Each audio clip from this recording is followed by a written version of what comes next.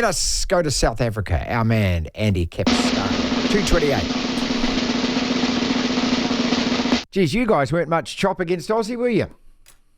No, absolute rubbish. They're still in mourning over giving away that try right at the end of the game when they had 13 men on the field. It was very nice, didn't you think? Didn't you think it was really nice of Luke Pearce, the referee? He saw that it wasn't a contest. Mm-hmm. So he thought, let's just throw a couple of Springboks off the field, 13 against 15, and the Aussies can play against a rugby league team.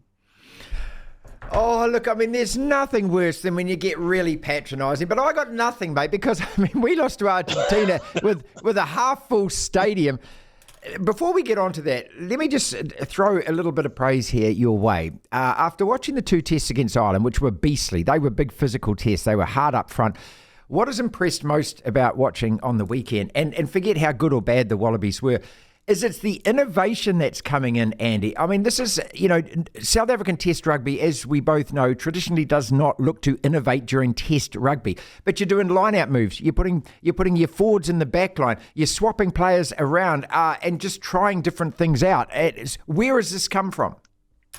Yeah, well, I think you lot have got a lot to answer for because you gave us Tony Brown, and I think that's at the heart of it. Tony Brown's obviously a free thinker, and he's come up against someone like Rassie who said, "Right, there you go, mate. I'm not going to stand in your way. See what you can do." And we've got this fly half, Sasha Feinberg Mngomezulu, who looks like he's going to be the next world superstar. And he's obviously flourishing under Tony Brown. You've got Cheslin Colby throwing the ball into a line out. Yeah. The thing about the line-out move that everybody's talking about, that ball that goes to the back and then comes back to the front, that's not new. Rassie used that with Free State 15, 20 years ago. So that's a rave from the grave, that particular move. And he digs it out every now and again. And didn't it work well? But I'd like to turn things around and just say how distressed I am at what has happened to Australian rugby. We've spoken about it a couple of times before, but I've been an admirer of Wallaby rugby since I saw the 1984 team that came to Great Britain and won the Grand Slam with the Ella brothers and Andrew Slack and Campese. And they set the standard for world rugby, and that's 40 years ago now. And what I saw on Saturday was an absolute shambles, and I really wonder what's going on with Australian rugby. Okay, big breath, because there's a lot to unpack there. First and foremost, it comes down to cattle, and that's the problem with the All Blacks at the moment. We can talk about whatever we want to talk about, but are the players actually up to it? And this is the equation that I use for the All Blacks. Back in 2015, when we won the World Cup back-to-back, like you guys had just done, Andy, if you picked a World 15 at that stage, probably 6 of the forward pack were ours, probably 3 or 4 of the back line. You ask yourself now, honestly, how many All Blacks are in a World 15? How many All Blacks would be picked to play in the Springbok team? And the numbers are frighteningly low. Let's use the same process and apply it to Australia. How many of those players are going to make a Springbok team, let alone a World 15? And this is the problem that Australian rugby has. It's eroded over years, decades even. It's not something that happened yesterday. But at the moment, the stocks are low. Their best athletes play AFL, they play rugby league, they play football. God, they do swimming, they do whatever. And they're picking from what is left.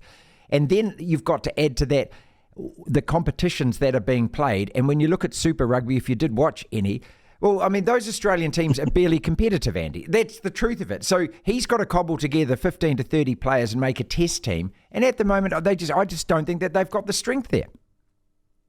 I think you got to go back to that period when we tried to expand Super Rugby. And we went from Super 12 to Super 14 to Super 15. And Australian rugby got too big for its boots. It spread its base too thin, and they're now reaping the whirlwind from that. I think, and I hate to say this, but they've got to go back to basics.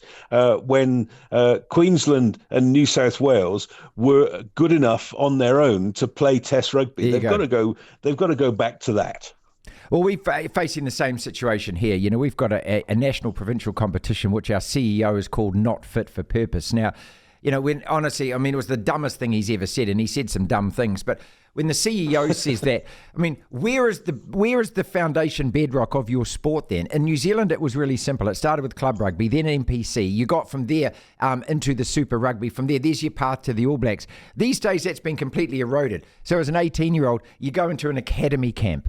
I mean, that just means that you're in the gym all day. You train with other people that tell you how good you are, and that what you're meant to become an All Black from that.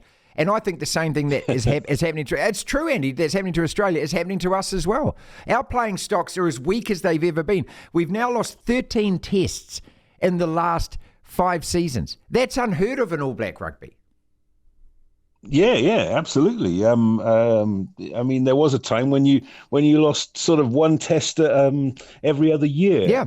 And we all remember that. I think you've got to look at the Springbok setup. You talked about the CEO. So we had the battle in this country for years and years, saying if you don't play in South Africa, we won't pick you.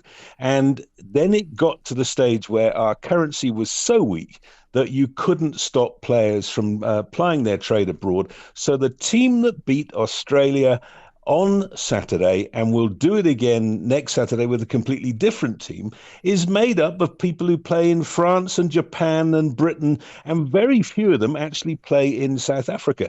And I think you're probably going to work a scenario in New Zealand where you've got to say, well, we can't stop our best talent seeking the best wage that they can get. We've got to eat humble pie and say we'll pick them when we need them.